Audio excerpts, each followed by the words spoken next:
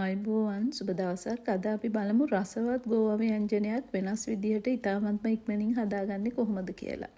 ඉතින් මේකට අපි ගෝවා මෙන්න මේ විදිහට අතින් කඩා ගන්නවා කෑලි වලට. ඉතින් මේ විදිහට කඩා ගත්තාම ගෝවා ව්‍යංජනයේ රසය වැඩි වෙනවා, වෙනස් රසයක් අපිට ගන්න පුළුවන්. අපි ඒකටම උඹල කඩ ටිකක් මේ විදිහට එකතු කරගන්නවා සෝදලා අරගෙන. ඊට පස්සේ මේකට කපාගත්තු ලූණු, ඒ වගේම සුදු ලූණු, කරපිංචා, අමු මිරිස් එකතු කරනවා. මේ සියල්ල අපි එක සැරේ එකතු කරමු.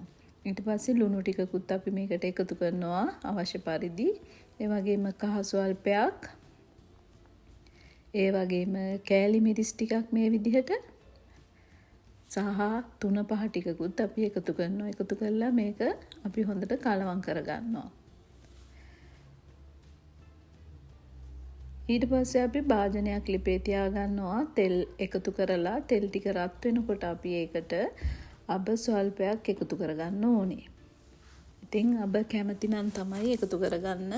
නැත්තම් ඉතින් අබ නැති වුණත් කමක් නැහැ. ඊට පස්සේ අබ ටික පුපුරනකොට අපි ඒකට අපේ ගෝවා මිශ්‍රණය එකතු කරනවා. දැන් මේ විදිහට අපි ගෝවා ටික එකතු කරගෙන මේක හොඳට කලවම් කරමින් විනාඩියක් දෙකක් මේ විදිහට උයා ගන්නවා.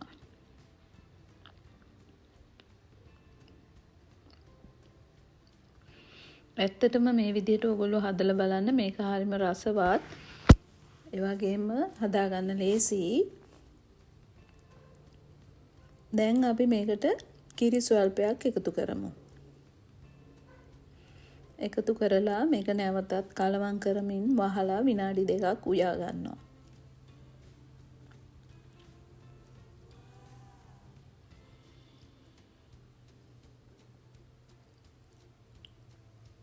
දැන් විනාඩි දෙකකට පස්සේ අපේ ගෝවා ව්‍යංජනය මෙන්න මේ වගේ තියෙන්නේ. දැන් ඉතින් මේකට කැමති නම් අපිට එකතු කරන්න පුළුවන් පුංචියට කපාගත්තු තක්කලු ගෙඩි භාගයක් විතර. තක්කලු එකතු කිරීමෙන් ඇඹුල් රසක් එකතු වෙනවා අපේ ව්‍යංජනයට.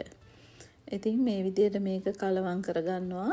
ඒ වගේම තමයි තක්කලු එකතු කරාම මේක ලස්සන පාටකුත් එකතු වෙනවා අපේ ව්‍යංජනයට. ඉතින් මේක හදාගන්න හරිම ලේසියි. ඕගොල්ලොත් මේ විදිහට හදලා බලන්න. කැමති නම් ඊට වඩා ඉස්ම එකතු කරන්නත් පුළුවන්. එහෙම නැත්නම් මේ විදිහට ගන්නත් පුළුවන්. ඉතින් ඕගොල්ලොත් මේ විදිහට හදලා බලන්න. මේක හරිම පහසුවෙන් ඉක්මනට හදන්න පුළුවන් රසවත් කෑමක්. ඉතින් මාත් එක්ක එකතු වෙලා හිටියටත් ඔයාලා හැමෝටම ගොඩක් ස්තුතියි. ආයුබෝවන්.